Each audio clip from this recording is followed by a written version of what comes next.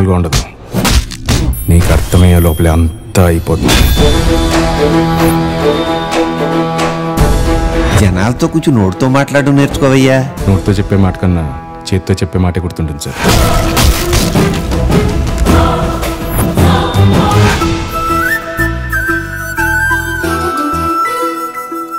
మా వాళ్ళంతా యావరేజ్గా